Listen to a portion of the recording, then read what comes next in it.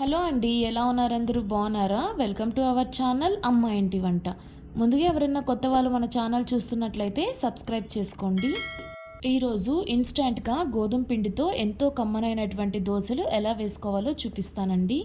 దోశలు తినాలనిపించినప్పుడు ఇంట్లో సమయానికి దోశ పిండి లేకుంటే ఇలా నేను చూపిస్తున్నట్లుగా గోధుమ పిండితో దోశలు వేసుకోండి, చాలా రుచిగా వస్తాయి. సో లేట్ చేయకుండా తయారీ విధానం చూసేద్దాం.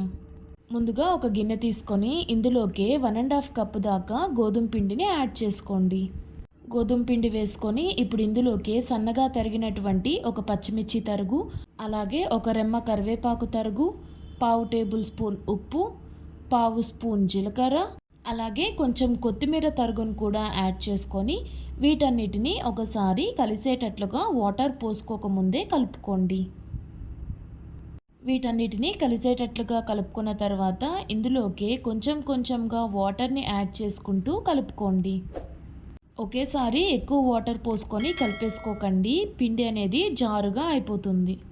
కాబట్టి కొంచెం కొంచెంగా వాటర్ని పోసుకుంటూ ఉండలేమీ లేకుండా కలుపుకోండి. నాకు ఇక్కడ దాదాపుగా 2 నుంచి 2.5 కప్పు దాకా వాటర్ పడ్డాయండి. చూస్తున్నారు కదండి, పిండి కలుపుకున్న తర్వాత ఇలా వీడియోలో చూపిస్తున్నట్లుగా ఈ కన్సిస్టెన్సీ వస్తే సరిపోతుంది.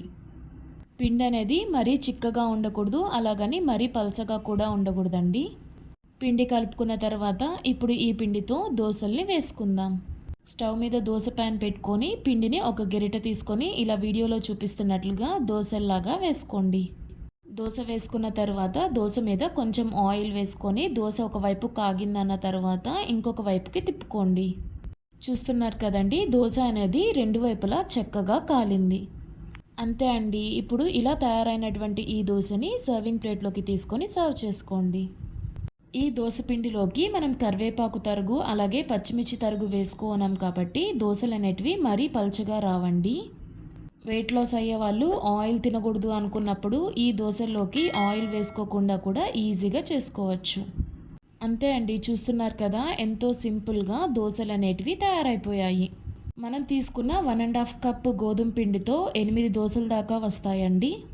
దాన్ని బట్టి మీరు క్వాంటిటీని ఎక్కువ తక్కువ కానీ తీసుకోవచ్చు.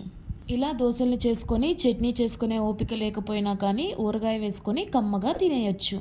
ఈ వీడియో నచ్చితే లైక్ చేయండి.